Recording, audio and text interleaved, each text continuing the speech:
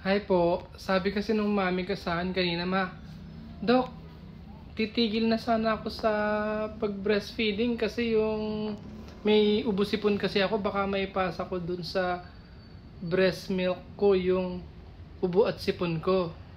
Sabi niya gusto niya tumigil. Sabi ko wag, continue lang muna yung breastfeeding mo. Kasi hindi naman yun matatransfer sa breast milk.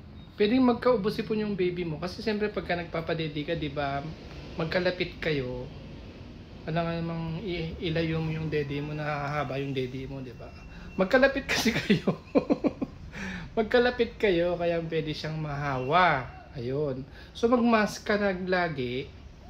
O limit contact. Pagkatapos mo siyang padedehin, layo ka na. Magmask ka, mag-hand washing ka. Uminom ka ng maraming tubig, magpagaling ka. Pero wag niyo pong i-stop yung breastfeeding. Pwede ka pa rin mag-breastfeeding kahit may ubos-ipon ka, ha? Hindi ganun yun na nahawa dun sa breast milk. Nahawa kasi magkalapit kayo pag nagpapadede ka. Yun po.